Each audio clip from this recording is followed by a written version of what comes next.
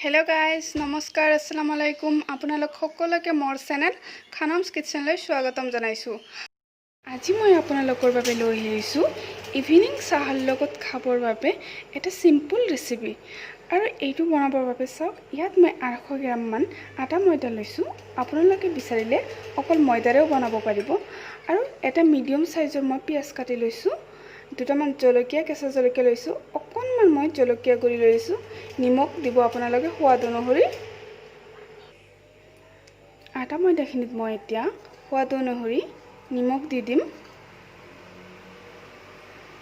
আৰু কাটি লোৱা জলকীয়া পিয়াজ আৰু জলকীয়া গুৰিখিনি দি দিছো গোটেইখিনি।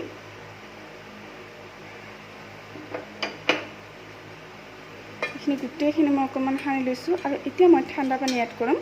অলপ অলপকৈ দি গোটেইখিনি ভালদৰে মই সানি লম।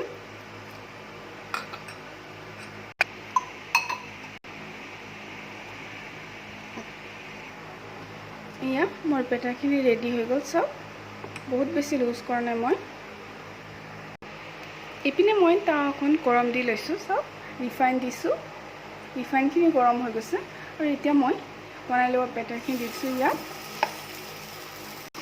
এতিয়া মই চামুচৰ সহায়েৰে এনেদৰে বহলাই দিম। আপোনালোকে বিচাৰিলে হাতেৰেও দিব পাৰিব, কিন্তু সাৱধানে দিব, গৰম হয়। এনেদৰে মই বহলাই দিলো চাওক আৰু এতিয়া মই এইখিনি লো ফ্লেমত হ'বলৈ দিম। এতিয়া মই উলটাই দিছো। 2 মিনিট মান হ'বলৈ দিছিলো। এয়া চাওক ধুনীয়া এটা কালাৰ হৈছে। মই ঢাকনিৰে ঢাকি দিয়া নাই আৰু মই যিখিনি ইয়াত জলকীয়া গুৰি এড কৰিছো সেইখিনি আপুনি নিদিলেও হ'ব। অকল কেঁচা জলকীয়াৰেও আপুনি বনাব পাৰিব। এয়া হৈ গ'ল। এতিয়া মই গেছটো অফ কৰিছো। এতিয়া মই নমাই লৈছো এখন প্লেটত।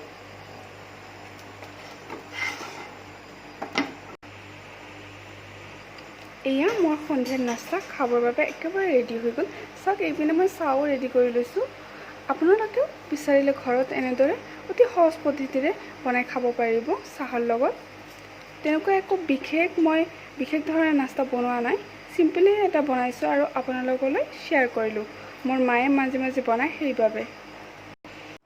আপোনালোকে মোৰ ভিডিঅ'টো চাই কেনে পালে? যদি ভিডিঅ'টো চাই ভাল পালে তেতিয়াহ'লে প্লিজ লাইক, কমেণ্ট, শ্বেয়াৰ কৰিব আৰু সাবস্ক্ৰাইব কৰিবলৈ নাপাহৰিব।